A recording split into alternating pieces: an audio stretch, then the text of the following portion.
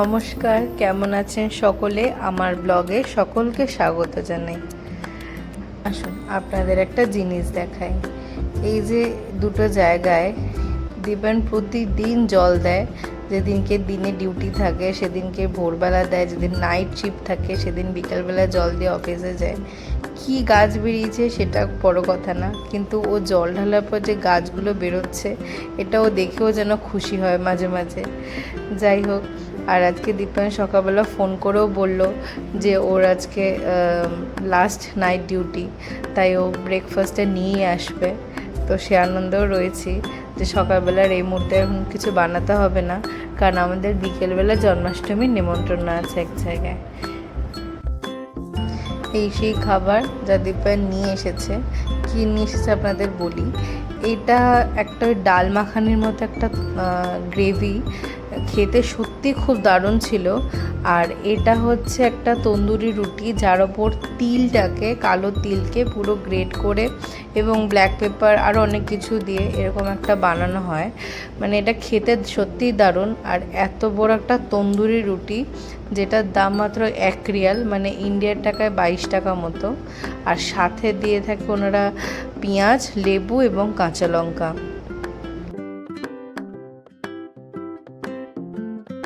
এখন এই 5টা মতো বাজে বিকেল।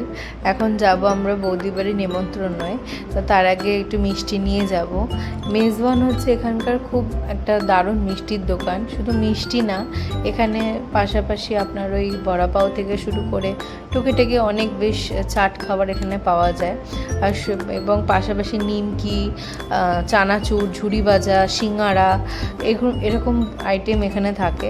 আর সত্যি মিষ্টিগুলো এখানকার খুবই ভালো, কিন্তু হ্যাঁ, একটু মিষ্টিগুলোর দামও এখানে অনেকটাই বেশি। আর এখানে মিষ্টিগুলো পিস হিসেবে বিক্রি হয় না, গ্রাম হিসেবে বিক্রি হয়ে থাকে। মিষ্টি নেওয়ার শেষ, এবার যাওয়ার পথে। এই রাস্তাটা হয়তো আপনারা চিনতে পারছেন, এর আগে যখন ডলফিন ভিলেজ গেছিলাম এই রাস্তাটা দিয়েই গেছিলাম।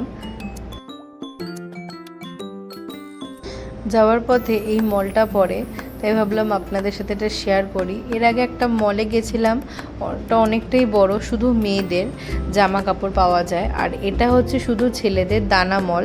এই দোতলা থেকে নিচতলা পুরোটাই শুধু ছেলেদের জুতো থেকে শুরু করে সবই।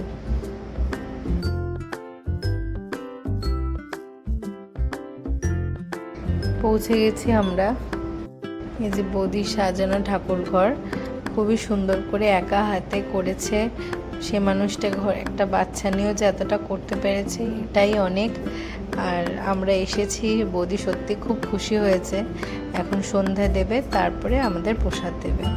যাই হোক, ভিডিওটা আজকে এইটুকুই।